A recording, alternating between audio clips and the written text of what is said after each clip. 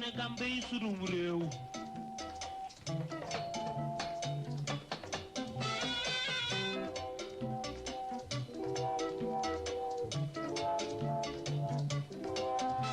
Mam Bamba ci Touba sànni nañu ñaan Sénégal bërël daan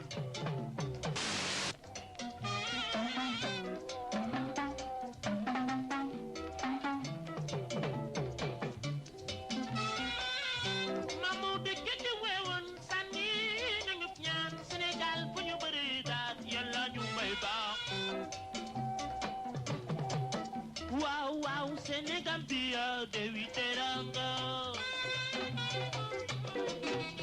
Wow, Sénégal biya rewi teranga. Wow, Aliou Baro sama wajange. Wow, Sénégal biya rewi teranga. Wow, Aliou Baro sama wajange.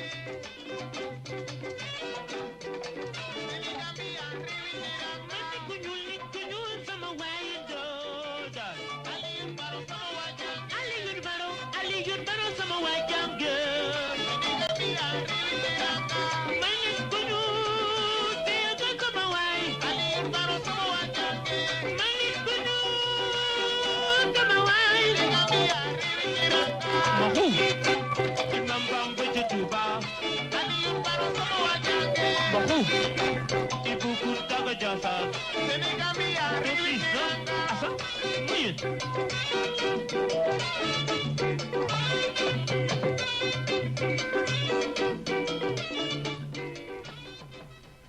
Amis téléspectateurs, bienvenue dans 12-14, une nouvelle semaine tey nag di le 1er octobre le mois d'octobre fu ñu ko waxee rek xel yi dafay dem ci sensibilisation bi nga xamante ni moom la ñuy amal rek ci wàllu cancer bépp forme cancer surtout cancer du sein et du col de l'utérus octobre rose nag daal dinay démarrer ci weeru octobre bi yëpp dinañ ko amal sensibilisation yooyu le alors li ñuy def nag moom mooy rek di leen wax ne vidéo du jour yi nga xamante ne moom lañ daal di dugal muy ñaari vidéo ñaar yëpp nag concerné Youssou Ndour benn bi tudd liggéey ci année 70 la ko daal di génne ngeen ko gisee noonu ça montre que souvenir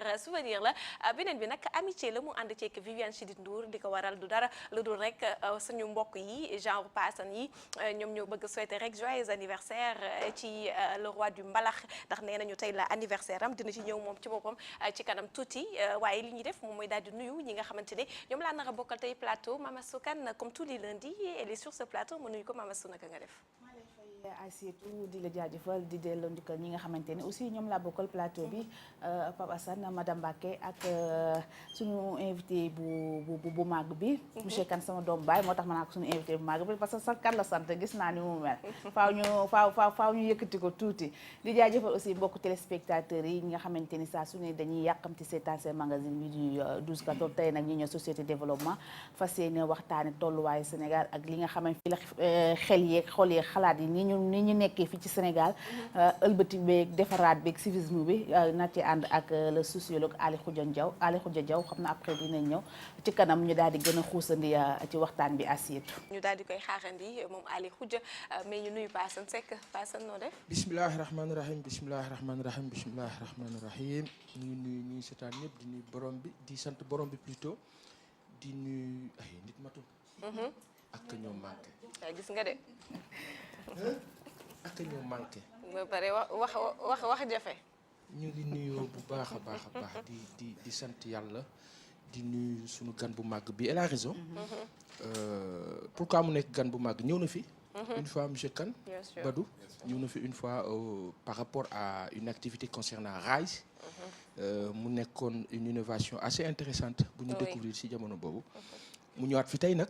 comme candidat. à la présidentielle de 2019. Donc statut yi day changé tuuti. dinañ ci wax ci kanam donc ñu ngi nii ñu saan ñëpp di wax Sénégal yal na yàlla saxal fi jàmm bu baax a baax a baax a baax a baax a baax a baax. ñëpp am jàmm ñëpp am yokkute ñëpp am bànneex. muy moom di njabootam ak ñeneen ñëpp. ku ci nekk li ngay yóotu ci réew mi yàlla defal la ko te mu doon li gën ci yow gën ci réew mi. ñaari vidéo yi nga wax nag. Youssou sunu wóllëre la sunu mag la c'est une icône. c'est une légende que nous estimons c'est une étoile bi nga xamante ni tey bokk naa ci ñi koy wax ne que grand yow waroo politique yow kilifa nga yow étoile nga yow bi ngay wër àdduna di wër àdduna boobu temps ñii ne ci nguur gi ñu ci bëri ay élèves lañu wala ay étudiants donc moom bokkul ak ñoom moom beneen niveau la station bu ko yàlla jagleel donc moom président la bokkul ak ñoom ñu ngi koy souhaiter joyeux anniversaire bu baax di ko souhaiter Mbaye Dieye Faye son jumeau di ko souhaiter itam defe naa Jimi Mbaye su ma juumul donc ñoom ñoo ko bokk di ko souhaiter suñu benn xarit bu baax ci ñun ku ñu jege lool koy wax Ramatoulaye Sy tey aussi la anniversaire am ak ñëpp ñi nga xamante ni ñu ngi koy fêter ñoo xamante ni ñu ngi leen di wax yàlla na yàlla sàmm leen ci kaw fan wu gudd wér donkaasi gi ak jaboot ga barkeel. amiin barke Seydina Muhammad sallallahu alayhi wa sallam. amiin alors madame Mbacke naka nga def. merci maa ngi naan moom madame Mbacke nday xaar soxna Jaara moom ci neex rek. ñambaasal ñett yëpp nga boole ko ñett yëpp ma ñambaas ko. kese waaw naa ñambaas ñett yëpp. nam naa la lu bari nag. alors di nuyu ñi ma bokkal plateau bi Pa Assane Astou ak sunu gan bu mag bi nga xam ne sànq ba léegi maa ngi koy tooñ faalew ma nag. xam naa ne moom bu ma waajalee dara ci plateau bi moom bu yeboo rek ma daw xam naa ne moom bu wàccee sama kaw du baax. alors di nuyu téléspectateurs yi di leen wax ne leen namoon nañ leen te dinañ ñëwaat léegi nii ci kanam ci seen rubrique entrepreneuriat di leen indil yeneen yi nga xamante ne nii ay xew-xew la ak ay activités yu bees yu nga xamante ne nii ay jéegolo yoo xam ne doomu aadama yi ñoo ko teg pour développement Sénégal ci kanam tuuti lay doon léegi incha allah ñu nuyu aussi suñu invité kan yi tey yaakaar nañ ne ñoom moom dëkk bi nañ leen ko bàyyee amul benn problème ndax Badou Kane qui est le président du mouvement je crois gëm sunu bopp demal sunu bopp qui est candidat aussi aux élections de 2019 ñu nuyu ko monsieur Kane ñu ngi lay nuyu. ma lay nuyu merci encore une fois ñu Pa Assane ñu sama mbokk kan yi ki jëkkër ji maam kan la sant tamit parce que Sëñ Touba maam ñu tudd Anta Sali Kane soo tey plateau kan yi la tey moom ñoo ko moom mu leen si dara ñun ñooy wàccandoo yi joxe tàkk leen jaajëf seen audience bi et de vous remercier pour l'invitation également monsieur Pa Assane. D'accord nañ waxtaan ci wàllu sa candidature bi yu ni mel mais ñu dem xooli actualité Pa Assane Seck tey nag li ñuy daal di njëkk a waxtaanee rek moom mooy Barthélémy Diaz qui sort de prison depuis démb ci ay 5 heures du matin la ñu wax ni la génn mais li jaaxal nit ñi moom mooy dafa génn rek daal di lancer li nga xamante ne moom mooy point de presse mu war a def demain incha allah su ma juumul alors ça xaar nga ko ci ki nga xamante ne moom mooy Barthélémy Diaz ki nga xamante ne tout le temps rek du reculer ginnaaw mukk. waaw on connaît la personne gis nañu surtout image bi nga xamante ni gis nañ ko ci moom démb. mu perdre ay poids. gis naa ñenn ñuy wax ne que dafa jeex non pas jeex xam nga koo xamante ni da ngay am activité sportive bu intense. boo amee benn jamono boo xam ne am na lu si teggeeku rek dafay feeñ ci bët. donc loolu c'est à noter mais quand bien même que la prison reste ce qu'elle est mooy que ki duñ ko ñaanal sax sunu noon yi. donc prison c'est la prison te ku fa dem dinañ xam ni dem nga fa donc yàlla nañ yàlla def mu ump ñu ñun ñëpp te mu doon di gën wax rek aussi ña fa nekk tamit ñoom yàlla moo leen teg natt boobu pour daanaka sax dimbali leen ci fànn bu bëri donc yàlla na yàlla suturaale ñoom tam ñu génn ci jàmm ak salaam. On va penser au maire de Dakar certainement. Par rapport à Barthélémy on notera aussi que am na information bu ñu jot suba ñu gis ko ci journal Les Échos ñu wax ne que dañ ko génnee à 5 heures du matin comme un malpropre alors que yoru woon dara. bon xam nga am na benn moment ñuy wax ne que xëy na nit ñi dañuy xaar Barthélémy dimanche donc bu waree génn en journée dina nekk mbumbaay donc dina am xëy na peut-être accueil wala dem jëli ko et cetera certainement les gens ont essayé de dérouter en tout cas au niveau de pénitencier est-ce que loolu on ne sait pas mais bu fekkee ni li journal bi wax Les Échos am na nekk na lu xaw a gênant je pense qu'on peut aller au-delà de certains clivages dem dans beaucoup plus de civilité de civilité civilisationnelle par rapport aux actes que nous posons entre nous dans nos relations interpersonnelles mooy que tey mën nañu xëccoo si géewu politique mais mën nañu bañ a ñaawoo donc mën nañu bañ a egg ci benn niveau de haine bi de jaru ko parce que ku ci nekk tey bu sa moroom amee dëj ñu ci bëri si ñoom ku ci sa moroom am dëj ñaanaluñ leen ko ka ca des teew bu teewul mbokkam teew donc na rafet. D'accord mais son point de presse bi muy maintenant son point de presse c'est quoi c'est normal c'est un acteur politique il va faire voir ce dont il est capable c'est quelqu'un qui est très dynamique et qui va servir de dynamite en même temps parce que nekk na élément essentiel dans Taxawu Dakar boo xamante ni ñoom ils l'ont reconnu manqué woon na leen donc génnaat na gis nañu ni que je pense le 3 novembre su ma juumul ou le 7 waaw la war a delluwaat tribunal par rapport à l'histoire un appel outrage à Ndiaga Diouf. exactement mais am na beneen bi bu Ndiaga Diouf bi mais avocat yi dañu wax ne si loolu noonu mën naa kii avocat yi benn affaire bi rek dañuy révoqué lañu nar a traité affaire Ndiaga Diouf bi après dañ koy jëlaat l'un dans l'autre on comprendra que xeex la xeex politico-politicien waxuma xeex politique de politico-politicien bi nga xamante ni moom la ñu gis fii Sénégal ànd nga ak ñun y a pas de problème àndul ak ñun y a problème li nga xamante ni en 2012 ñoom nguur gi bi ñu ñëwee dañoo génn ci li nga xamante ni daloon na Barthélemy par rapport ak histoire boobu de Ndiaga Diouf génnoon nañ ci maintenant Barthélemy nekkul ak ñoom ñu bëgg ci duggaat c'est un peu ridicule mais disons que Barthélemy demain il fera des révélations lu ñu njort la et il dira beaucoup de choses Inch'Allah. Par rapport même peut-être même ak rumeur yi nga xamante ne dégg nañ ko quand il était ci détention on attend demain Inch'Allah pour gën cee àddu ñu dem ci Soham Wardini suñu première maire bu jigéen ci Dakar son élection gis nañ ci ay wax ju bëri concernant aussi Banda Diop et Moussa Sy ban analyse nga ci mën a def. C'est la victoire de toutes les femmes du Sénégal et d'Afrique. te yàlla ci kattanam ak dooleem ak ay misaalam parce que Dieu nous parle par les signes et sur les signes Ellen Johnson Sirleaf bu Libéria boo tegee son faciès kanamam nga teg bosu Soham Wardini ni ñu niroowee dafa ëpp et c'est symbolique Dieu nous parle tout le temps ñun nag ñooy ñàkk am dégg-dégg aujourd'hui Sénégal dem nañ sax ba ne est-ce que waruñu am président boo xam dafay doon jigéen ñenn ñi ne pourquoi pas Aïssata Tall Sall ñenn ñi ne keneen ak keneen bis dina ñëw xëy na dinañ ci agsi mais c'est un immense pas et moi personnellement je me suis régalé à l'annonce de la victoire de madame sunu yaay boobu Soham Wardini pourquoi j'ai toujours défendu ici que moi personnellement à titre personnel qui habite cette capitale mon maire s'appelle Khalifa Ababacar Sall parce que les Dakarois l'ont élu et que ça c'est un deux qui dit Soham Wardini sa victoire et c'est la victoire des femmes de toutes les femmes sénégalaises mais aussi la victoire propre de monsieur Khalifa Ababacar Sall pourquoi il a gagné en 2009 il a gagné en 2014 il a encore triomphé par le biais de sa candidate à lui ci contexte boo xamante ni quoi qu'on puisse dire contexte bu difficile la pour moom mais contexte bu favorable politiquement parce que sur le plan politico-judiciaire on est parvenu à l'incarcérer mais sur le plan politique purement il reste dans les cœurs des Dakarois et l'objectif c'était quoi c'était de le dénigrer de sorte que mu bañ a am valeur bañ a amati représentativité bañ a tekki dara politiquement aujourd'hui tey la waalo gën a aay. man ma question Assane c'est on parle victoire parce que on a une mairesse pour les femmes mais victoire politique quand on sait que l'APR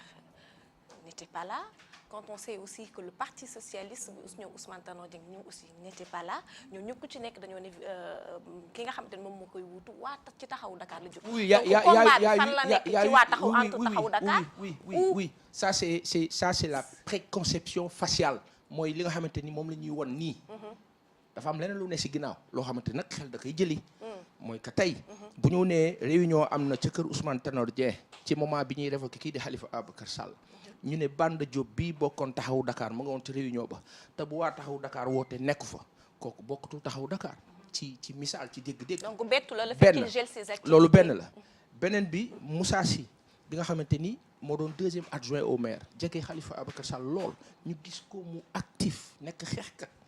moom bosam kaawam xaw na bett ñu bëri ñenn ñi ñu bëri bokk naa ci ak ñeneen ñi ñoo xam ni ils n'ont pas compris mais ñi nga xamante ni yàgg nañ gis ces absences dernièrement au tribunal ak ci yenn rencontres yi njortoon nañ ko ba ñu wax ne soufflé ne wéy dafa am fenn sax fu ñu ko xaw a coincé ci gestion mairie bi mu yore ci Parcelles Assainies que monsieur Ba Amadou moo ko fa coincé et cetera bref nañ jàpp rek leen mooy que Assietou ki nga xamante ni bëgg na nangu mairie bi nga yore fii ci Ndakaaru bëgg na ko jël ki bëgg a jël mairie bi tey mooy nguur bi fi nekk nguur bi bu sañoon am harmonie wala homogénéité dans sa gestion étatique générale mooy téye assemblée téye justice téye lépp téye capitale bi et aujourd'hui la capitale empêche de dormir mooy que lan te li gën a graaw xam nga keroog toog nañ fi mën na la gars yi de jël nañ élection locale yi yóbbu ko décembre 2019 xool yàlla lay def xëy na bu ñu ko bàyyi woon fa mu ne woon on aurait pu peut-être assister à finalement la récupération via une victoire de l'APR wala Benno Bokk Yaakaar de la capitale. Est-ce bu qu'il n'y gën a a pas gaaw une stratégie ailleurs parce que c'est Assiette. processus là tout ça état bi daf ko prévoir. mën naa la wax benn affaire dit les... toutes les tentatives de dénigrement de déstructuration à la limite sax de décapitement bu loo xamante ni mooy maanaam dépecer un corps qui s'appelle Taxawu Dakar et tout ce qui l'entoure est voué à l'échec xam nga lu tax Assiette fii mbir mi doonatul mbiru sax politique mbiru ñi fi dëkk la dafa am ñoo xam ñoo fi dëkk ñoom ñoo naan ñun ñoo fi dëkk ñoom ñoo koy gérer am ñeneen ñi nga xamante ni tey jii nii boo bëggoon dem Fatick Assiette ne da ngay xeex ka dëkk Fatick du sotti boo bëggoon dem Thiès ak feneen da ngay xeex Fatick dafa am ñoo xam dañuy jóg xanaa xamoon ni ma wax ko tey nañ ma baal nag ñenn ñi nga xamante ni ils sont cartésiens lool gëmuñu dogme gëmuñu yenn yi nañ xam ni fii dëkkëb lëg daawur la te day bokk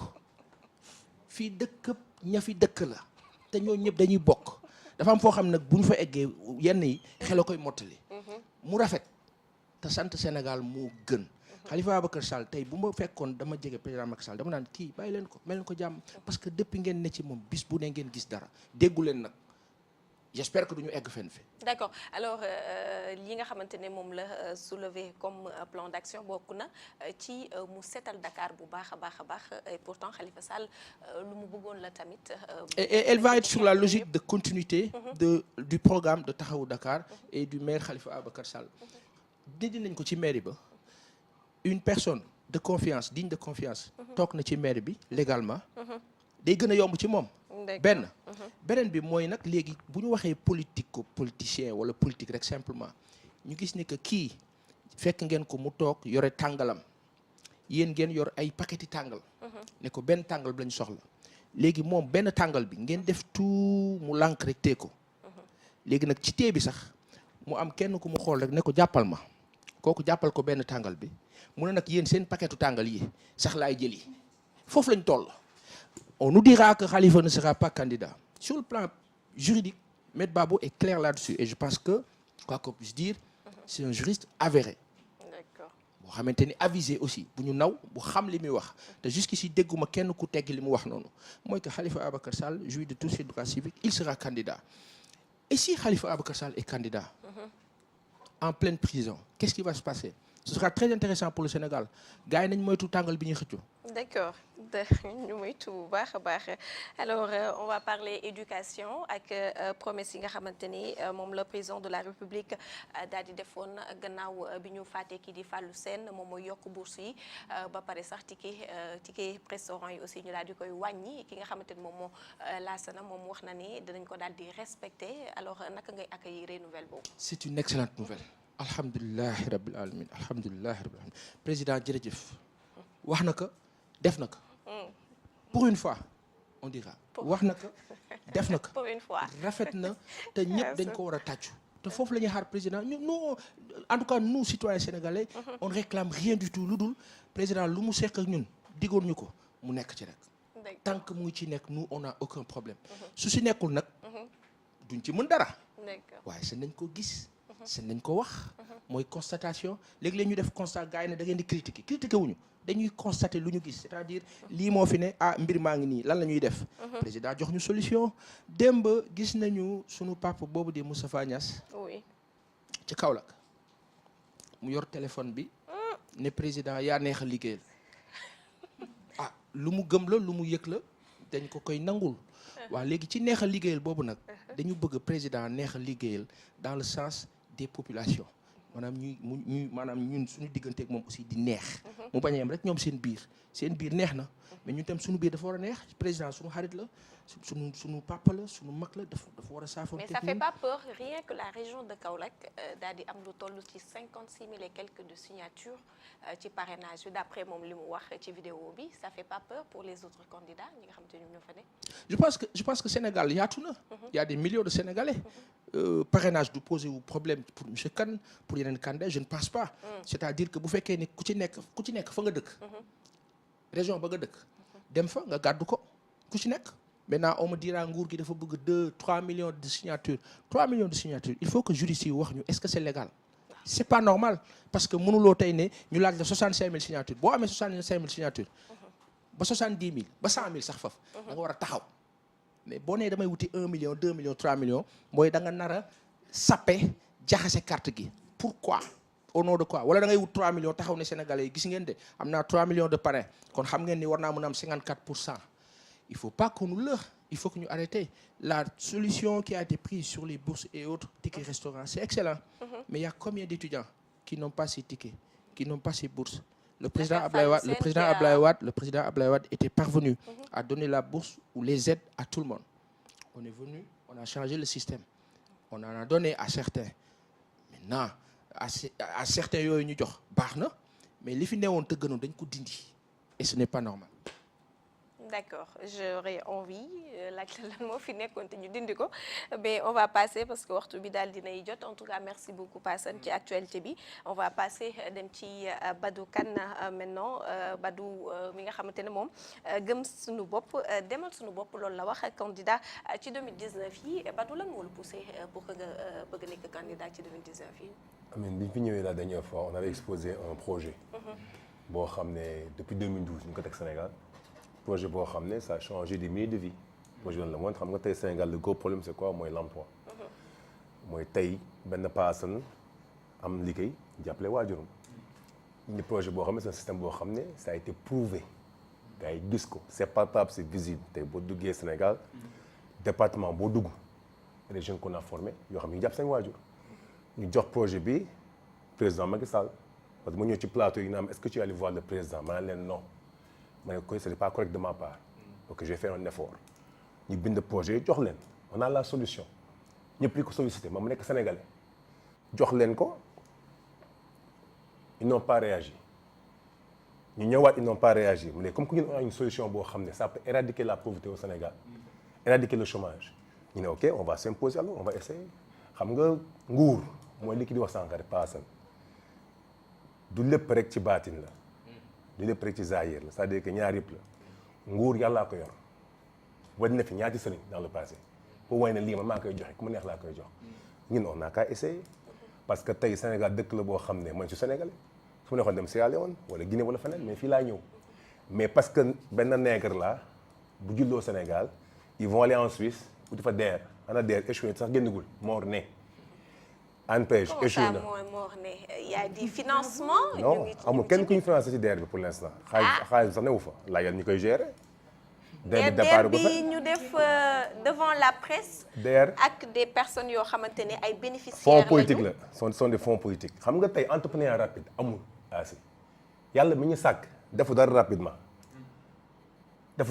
même sa web bi boo ko daggatee di ko xool fii ba suba day sax nank-nank yoo xam ne du gis ne mu ngi sax soo yow mënoo ñu ne entrepreneur rapide c'est erroné ce sont des fonds politiques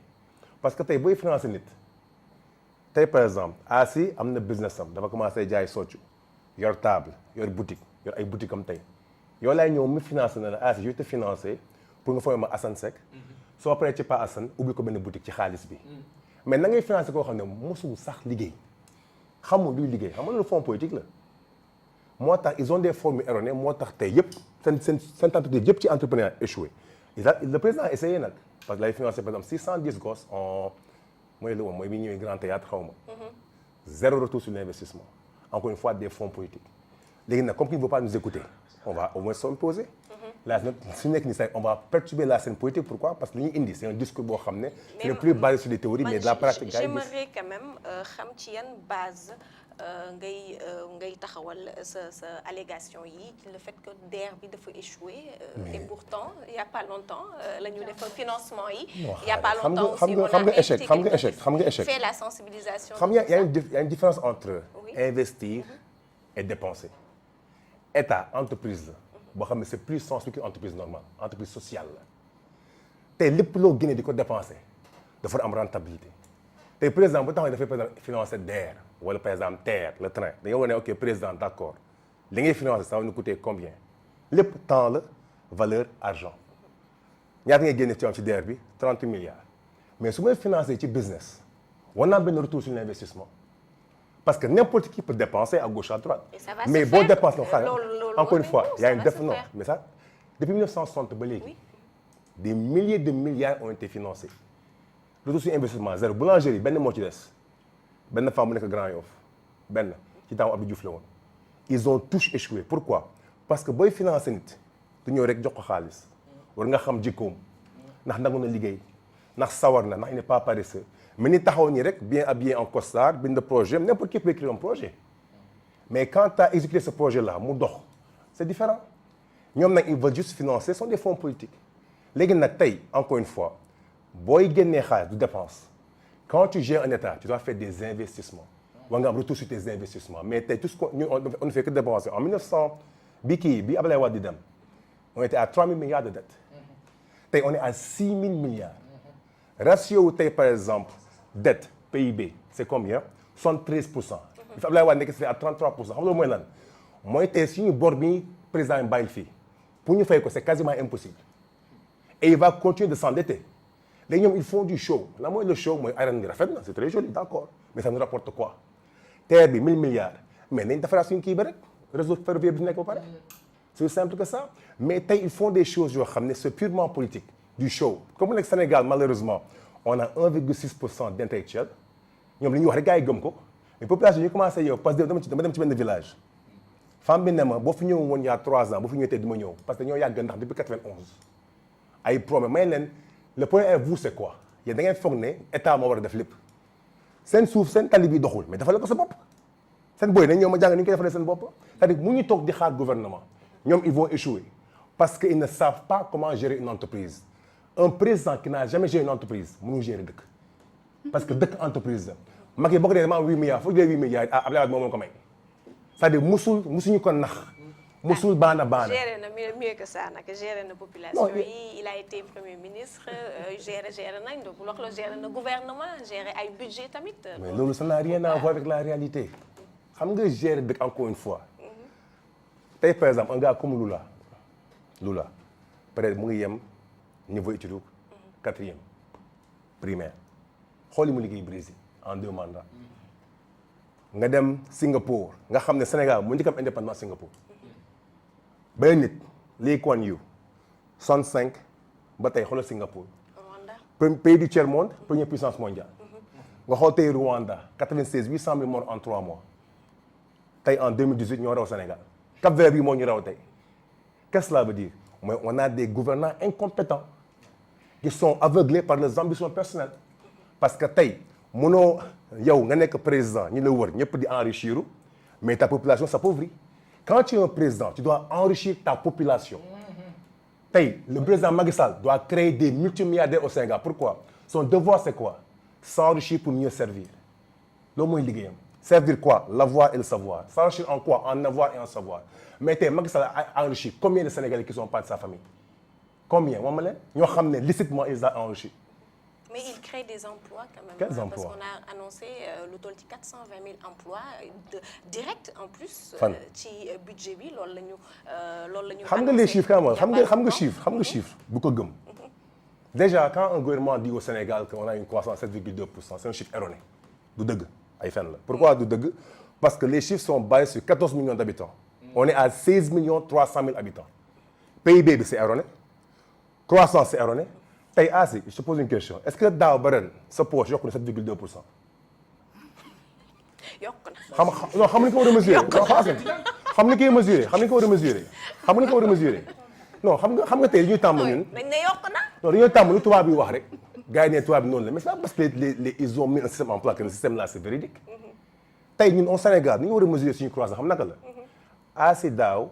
bi nga liggéeyee ba pare ñaata nga denc mooy lan mooy revenu disponible. diggante daaw ak ren est-ce que yokku na bu yokkul amuñu croissance parce que tey 7,2% comment que moom les compagnies étrangères yow mu nga amee 6 000 milliards pare am croissance amul sens yow ci pax nga nekk mais nee na màgg na 7,2% c'est erroné so il donne des chiffres yoo xam ne tous les chiffres sont erronés xam nga mooy dëgg chômage bi mais boobu sax des na c'est erroné nee na on est à 50% de chômage mais on peut pas éradiquer un chômage pays yi gën a développé sax am nañu taux de chômage quand même. Amérique 3,9%, 300 millions d'habitants. Sénégal 16 millions d'habitants la. mais boo jëlee la France. non dëkk yi nga France ay xamante tunnel ne lañu. développé non France ay yëpp tunnel lañu. vraiment taux de chômage bi aussi. non la France n'est pas un pays développé. La France c'est un pays qui s'adosse sur l'Afrique pour se développer. La France sans waxuma ko Jacques Chirac moo ko wax. La France sans les pays africains c'est un pays du tiers-monde. So France moom ber ko. Américains sont à 3,9%. boo demee tey par exemple Qatar il y a quelque temps c'était un pays boo xam ne dañuy napp rek. tey la moyenne c'est quoi salariale à Qatar des Qatariens 200 millions de francs CFA par an. amul chômage. au contraire dañuy importer ay nit pour gars yi ñëw liggéey si. c'est possible d'éradiquer la pauvreté. yàlla soxorul. yàlla dafa baax yaa soxor bokku ci ay turam yaa baax du turam mais malheureusement nos gouvernants ne savent pas comment gérer nos pays. parce que tey le Sénégal avec on a 50 000 milliards de mètres cubes de gaz. Sénégal. ce qui va changer des choses normalement. Non, attention. Si on contrôlait ce gaz-là, mais on n'a aucun contrôle du gaz. Pétrole, on n'a aucun contrôle. Or, bini, on a 4%, 3%, mais 4%. Il y a jamais, nous, on a un pétrole. Gagner que tu auras 5%, mais comme vous voulez qu'on l'a, bah, comme on fait. Pourquoi? Nous avons comme amuñu ci dara. Ba nga bay ko ci suuf si. Parce que tey dañu ciy fay. dañ ci faj boy ci cancer. parce que mais il y a tellement de méfaits toxiques ci affaire yooyu nga xam on gagne pas assez. tey le Sénégal fu mu toll nii ak des choses qu'on a on a l'or, le pétrole, le gaz, l'uranium, lithium, tourbe, l'eau, le soleil, mais on a tout ce qu'il nous faut pour être un pays boo xam ne tu dépasses Qatar. mais tey pourquoi tey on doit toujours rester pauvre. mais est-ce que yow d'accord nga ci li Sonko wax par rapport ak livre bi nga xamante ne mooy solution moom mooy dellu si waat ci suñu économie nationale pour booster ko génn ci biir lii di suñu monnaie unique bi nu mu tuddati CFA franc CFA.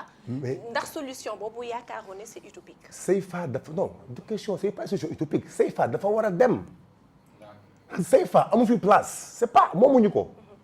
encore une fois français xam nga la France est un pays bon c'est un pays ay courtier nañu xam nga courtier. mooy taxaw si buntu kër nga ma jaay sa kër dañuy jaay Sénégal gars yi jox ko ay commission. ils n'ont pas les moyens de développer ils n'ont pas les moyens d'exploiter du pétrole au Sénégal. ils n'ont pas les moyens d'exploiter loolu amuñu xaalis.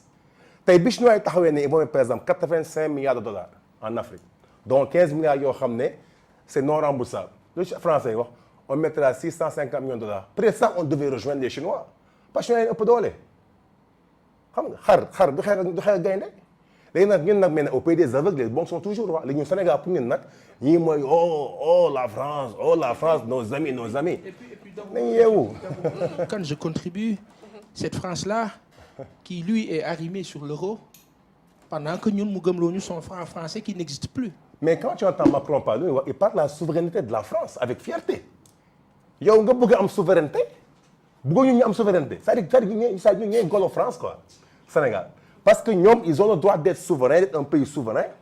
protéger les internationaux muy duufal ay mbagg di nappanteeg Poutine ak gars yi di ko xool di ko reetaan mais ñun les Sénégalais ñun ñoo war a def seen ginnaaw yi toog seen ginnaaw comme ay petits chiots là. mais est-ce qu'on a les moyens quand même. on a tous les moyens de créer une monnaie pour suñu dëkk. le développement d'un pays se fait en 4 phases. la première phase c'est quoi le changement de mentalité on doit décomplexer les Sénégalais tey xam nga moo son Sénégalais intellectuels yi. non sérieux parce qu'on nous fait croire que ne. jàngkat yi. mooy jàng nasaraan.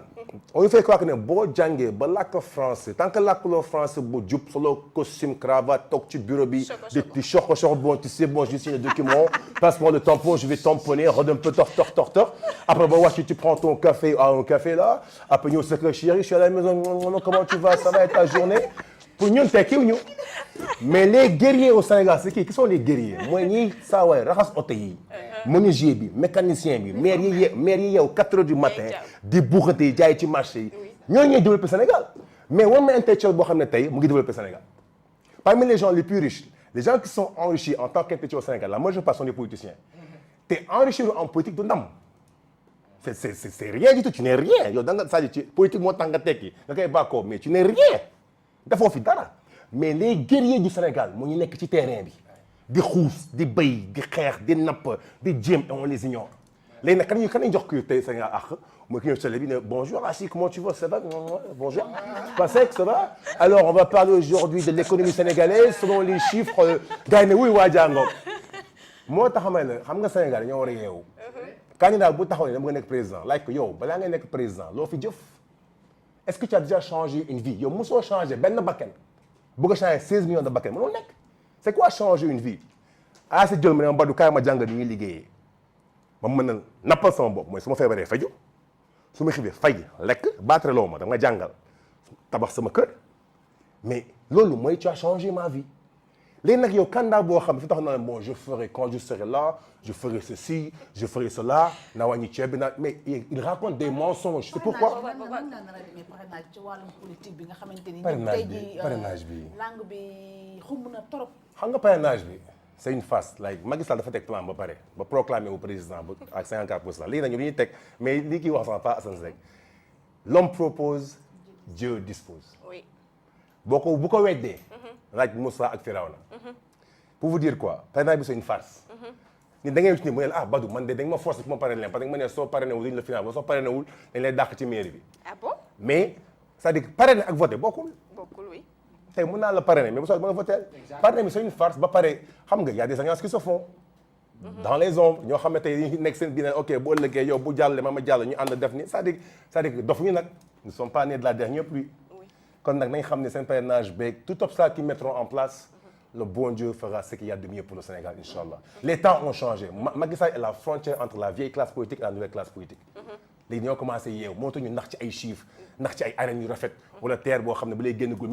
37 kilomètres 1000 milliards mais ay dépenses yoo xam ne sont dépenses yoo xam ne n'importe quel idiot du village peut le faire mu yox la xam ne dépenser mais c'est quoi le retour sur l'investissement quelle est la rentabilité de ces projets là lépp looy dépenser war nañu xam ça nous rapporte combien le Sénégal est une entreprise mais malheureusement on va à l'échec tey bu doon entreprise on a déposé notre bilan. D'accord. En termes excuse-moi Assetou baal ma dagg bi en termes d'organisation pratique. yéen naka ngeen organiser woo ban taxawaay ngeen am ak nan ngeen di évaluer seen bopp. non ñun suñu évaluation c'est sur le terrain mooy du palpable man naka la évaluer sa bopp man mooy nit ne ma Badou yaa ma jàngal grâce à di nga ma jàngal tey maa ngi ciy liggéey jox sama yaay mu lekk jox sama papa mu lekk. moi, c'est une évaluation. Le fait que je n'ai aucun impact sur ta vie, réel et palpable, moi, je n'ai rien fait. Et à travers le Sénégal, notre impact réel, c'est quoi? Mais des gens, on a changé le style de vie. Tu n'as que jangal nañ la yaa ngi dama sa bopp. bañ nag ba tey dama suñu bopp c'est-à-dire que yow su ma jàngalee ba pare tu me dois rien. woowu ma kenn ne ko pare na ma s'il te plaît. Mon devoir, c'est quoi? Moi, de t'apprendre comment t'enrichir, comment changer ta vie, comment sortir de la pauvreté. Le reste, c'est ce que pour le parrainage, comment vous procédez?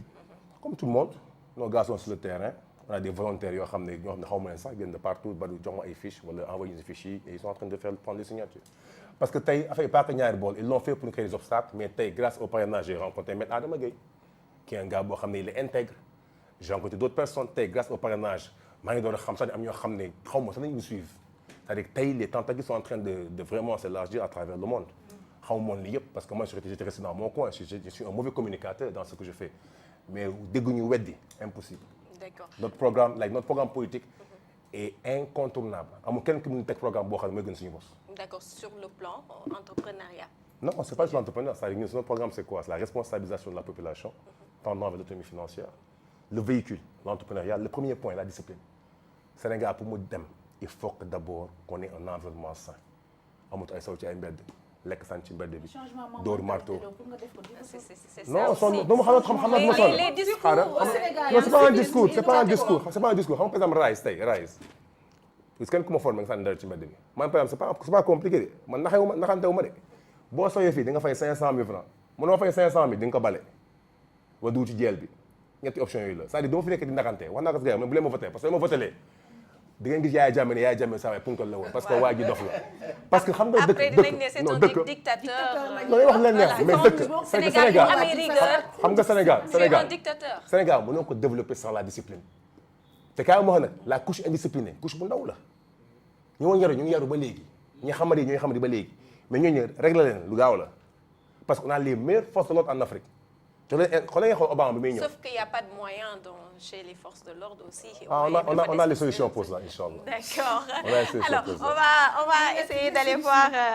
Mame Ndeye Khar, Madame Mbacké, ñu daal dugg ci suñu rubrique entrepreneuriat Ndeye loo ñu andi tey. waaw tey li ma leen indil mooy Dakar Business Hub benn plateforme la bu nga xamante ne nii mi ngi ci 5e édition Alors ñoom plateforme bi dafa am ñeenti nit ñu nga xamante ni nii ñoom ñoo ko créé donc il s'agit de Ibrahima Cheikh Diong PDG Africa Consulting et Trading. Alors Pape Madické Diop administrateur directeur général de BEM Management School Dakar ak Mokhtar Fall PDG AgroSeed West Africa. Mame Adama Gueye également dafa bokk ci c'est l'avocat fondateur de la plateforme. Alors plateforme boobu man je me dis que Sénégal dëgg la problème yi bari na fay yi bari na mais au niveau de l'emploi ñi ngi commencé am ay idéologie yu bees parce que bu ñu demee ba créer benn plateforme bu nga xamante ni dafay tax la demande et l'offre se marient se croisent donc ça veut dire que ñi ngi commencé indi ay facilités par rapport ak les demandeurs d'emploi ak ñi nga xamante ne ñoo yore offre bi ce qui veut dire que chômage bi bu fekkee respecté nañ loolu chômage bi dina xaw a wàññeeku lu tax muy wàññeeku parce que bu fekkee yaa ngi wër pour am koo xamante ne nii daf lay jël nga liggéey yow tamit yaa ngi wër ay profil yoo xam ne ngeen jël ci sa entreprise nii boo lancé demande en général boo lancé plutôt annonce en général doo am le profil idéal en général parce que ku nekk da nga naan naa dem tenter chance rek mais léegi plateforme boobu ça te permet ci édition yooyu nit ñi dañuy ñëw les demandeurs vont être là les chefs d'entreprise également les recruteurs vont être là ñëpp daje waxtaan ku nekk xool profil bi nga xamante ne nii moo la arrangé nga jël ko et puis du yam foofu parce que dafay am link bu nga xam ne dafay continuer parce que plateforme bi dañ koy numériser aussi ñu ngi commencé aussi ñoom tamit di jël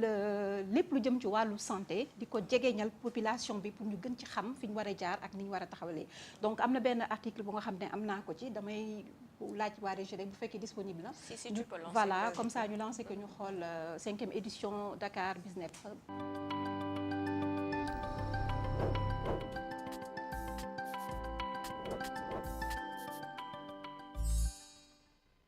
Je suis satisfait, mais pour plusieurs raisons. D'abord, une forte mobilisation, participation des jeunes, parce que comme vous le savez, la cible principale de Dakar Business Hub, c'est la jeune génération pour les inspirer. Je suis aussi satisfait qu'on a eu un débat extrêmement intéressant, mais un débat aussi qui n'est pas seulement resté sur les concepts et les théories. On a eu quand même quelques grandes conclusions pragmatiques qui nous permettent de penser sur ce sujet. Dakar Business Hub va s'engager à créer une plateforme qui permet à ce que l'offre et la demande puissent se rencontrer. Le deuxième message, c'est que la vision de Dakar Business Hub, c'était d'aller au-delà de Dakar. Et d'ailleurs, je me réjouis que notre partenaire donc, pour cette initiative, VONews, s'intéresse donc à l'Afrique. Et naturellement, nous allons cheminer ensemble quand nous allons à Abidjan, à Cotonou, partout en Afrique. Et la BAD s'engage à soutenir dans cette coalition pour qu'on ait des business hubs un peu partout en Afrique. Le troisième message qui est aussi important, c'est le fait qu'aussi, au-delà même de l'accès au financement, on a besoin de renforcer les compétences. On a besoin de changer l'état d'esprit en ce qui concerne l'entrepreneuriat. On va travailler avec les institutions académiques pour pouvoir renforcer les capacités des entrepreneurs sur le long terme. Le dernier message qui était extrêmement important, c'est le fait qu'on a quand même une opportunité avec la commune de Fass de pouvoir mobiliser les partenaires au développement, de mobiliser le secteur privé pour arriver à faire de Fass une réussite qu'on peut répliquer partout en Afrique. Donc je me réjouis, je suis très satisfait en tant que président de Dakar Business Hub de voir que notre initiative prend de l'ampleur. Oui, je pense que je ne peux pas parler de résultats pour le moment parce que c'est un programme qui est en train de démarrer. Les initiatives vont tourner un peu autour d'investissements dans le domaine de la santé. Nous allons créer une plateforme physique qui permettra un peu d'avoir un peu ce qu'on appelle un peu un guichet unique pour amener les services vers les Fassois. Pensons qu'il serait d'ailleurs bien d'aller vers une plateforme numérique qui va nous permettre un peu d'effacer les tares qui existent dans les relations entre le citoyen et le service public. Je vous demande d'accueillir Monsieur le Premier ministre Moussara.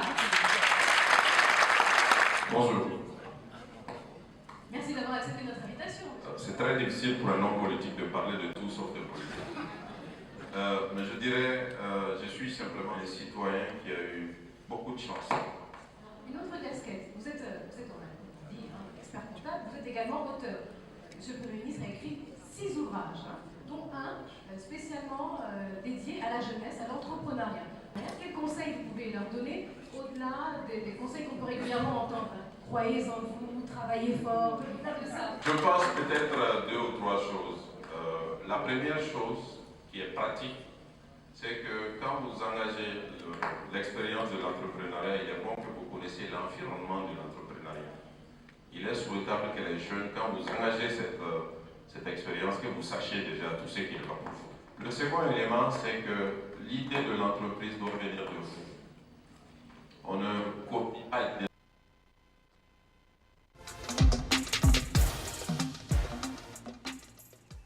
Alors li mooy élément bi ñu bàyyi la nga commenter un tout petit peu. alors comme ni ma la ko waxee sànq c'est des sénégalais yu nga xamante ne nii ñoom ñoo xalaat manko génne seen xam-xam màcc ci lépp lu nga xamante ne nii lu jëm ci wàllu emploi la xeex chômage en même temps rapprocher également service bi ak public bi c'est-à-dire plateforme bi dañ koy numériser ba nga xamante ne nii léegi ku toog sa kër via le net di nga mën lépp loo soxla ci service public yi wala service privé yi di nga mën a am accessibilité bi et en plus de cela également ñi nga xamante ni dañuy wut liggéey ak ñi nga xamante ni aussi dañuy wër ay employés pour seen entreprise ça les permet ñu qu'ils se marient qu'ils se croisent qu'ils se marient et que pour seen liggéey gën a jëm kanam ñeneen ñi aussi seen besoins yi nga xamante ne dañ ko doon am tout le temps ñu mën di ko satisfaire man je salue cette initiative pourquoi parce que dafay gën a faciliter jeunes yi surtout man pratiquement jeunes yi ñoo ma ñor dafay faciliter seen intégration dans le milieu professionnel et que lii lu ñu yàggoon war a def la seen 5e édition la ñu ngi ci seen pratiquement c'est le tout début mais je vois que ñi ngi am beneen ay vision yu nga xamante ne nii jéggi na frontière au Sénégal parce que plateforme bi ñu ngi koy waaj a yóbbu un peu partout en dehors du Sénégal dans la sous-région donc initiative bu ñu war a saluer la te aussi yaakaar naa ne aussi man je dirais l'État war na ñëw jàppale leen dama koy wax État c'est vrai que mënul def lépp mais ku nga xam ne def nga le premier pas pour ñu jàppale la day yomb et que li ñu soxla peut-être ñoom mooy peut-être du financement mais aussi ku leen déglu ku leen yombalal yenn accès yi donc man loolu laay suggestion la bu may apporter rek voilà bu nekkee président voilà bu nekkee président xam nga tey par exemple Maître Adama Guèye c'est un gars boo xam ne soxlawul dara ci état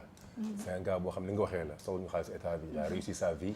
mais cherche constamment à trouver des moyens de partager c'est un gars qui finance des jeunes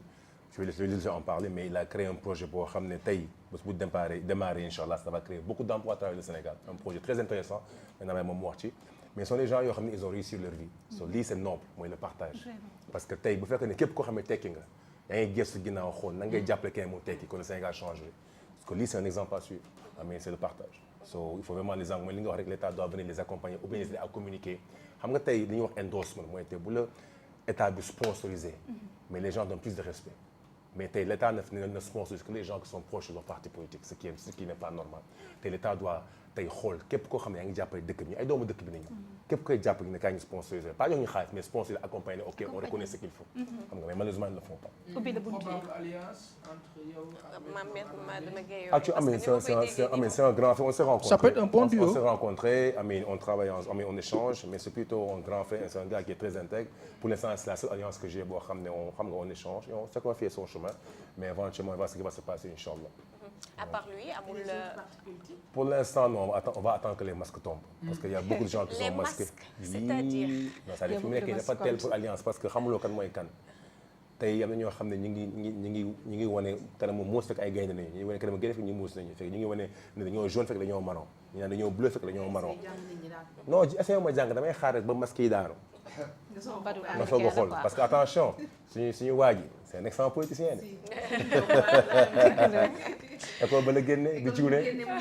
école ba la président sama xam des naa mokkal waaye bu li politique moom il a été très bien formé. D'accord alors ma bàyyi la nga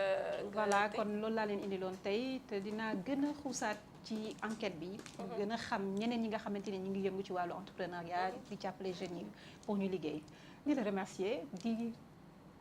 souhaiter un joyeux anniversaire sama doom Pape Modou mi ngi ko doon def semaine passée mais c'est l'occasion de fêter ça avec lui de le dire en direct Pape Modou joyeux anniversaire dundal loo dund doyul di sant sama sang bu tedd bi Mbacke Balla. D'accord mieux vaut tard que jamais suñu doom jooju ñu souhaite ko joyeux anniversaire Badou ñu bàyyi la nga daal di wax sa dernier mot. dernier mot mooy nañ bàyyi di xaar gouvernement ci lépp gouvernement bi su ko mun lay def yow dama sa bopp bu xaar kenn ci naka rek mooy gëmal sa bopp gëmal sa yoon gëmal fi nga jëm yàlla daal soxoru moo ne la yóotu rek ngay jot boo yeewoo yóotu 1000 francs ngay am ba yóotu milliard ngay wuti ji kon nañ gëm suñu bopp xam ne l'État ne fera pas tout ne peut pas le faire, n'ont pas les moyens de le faire mais ñun dañ demal suñu bopp et s'entraider. D'accord. En partageant nos avoirs, nos savoirs entre nous xool ñuy jàppante Sénégal jëm kanam incha allah. alors très généreux ci xam-xamam